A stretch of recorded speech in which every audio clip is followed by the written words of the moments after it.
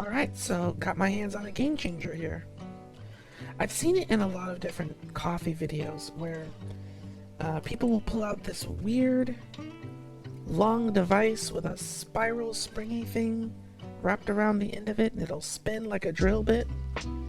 Well, those are called milk frothers, and having a handheld milk frother is something that I didn't think I'd ever actually get for some reason or another.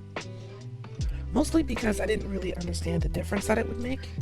I mean, it's always fun to have a coffee drink from a restaurant or a coffee place with that foamy lip part, but I never actually thought about how it was made and how much it would affect the drink to not have it. Because I've only ever had it from those types of drinks, and I've never had it from a drink that I made myself.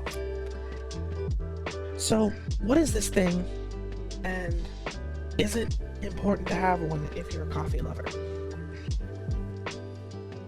So, the milk frother is, like I said, it's a drill bit with a little springy coil on the end of it, and I don't know the exact science behind it, but I believe that it spins and the circular bit in the middle of the spring incorporates air, and that is what gives whatever cream or whatever you're stirring that kind of fluffy bubbliness at the very, very top.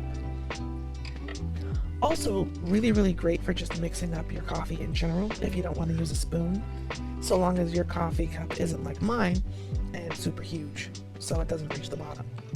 But if yours does reach the bottom, a milk frother will definitely mix up your entire drink, so long as you're being very careful and not splashing it around or anything. But if you look here, you can see I've got, this is my usual creamer.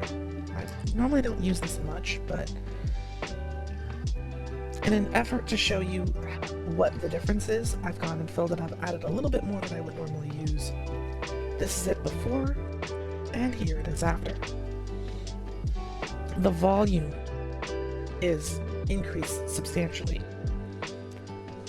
and it's just the usual amount. So I'm not entirely sure if this will make you use less creamer because you got more space, or the creamer takes up more space, but it's definitely a big difference.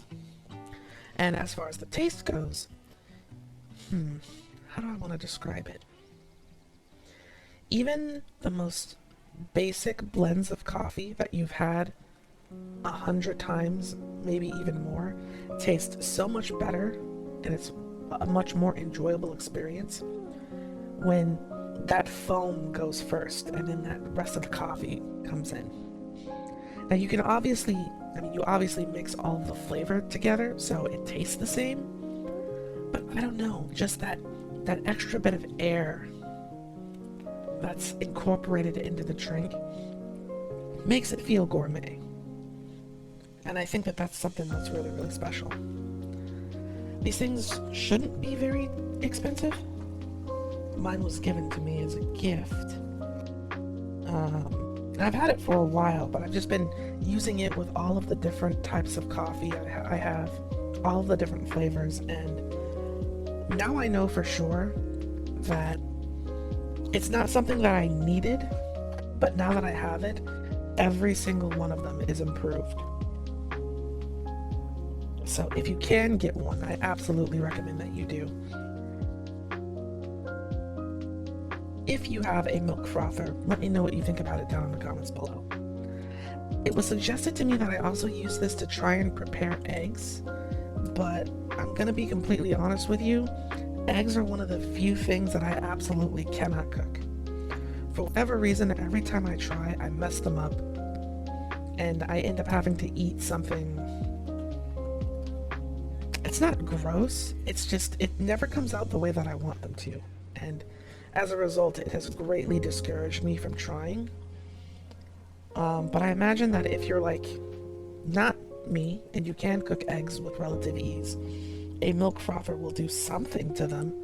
I don't know if that's a good or bad thing.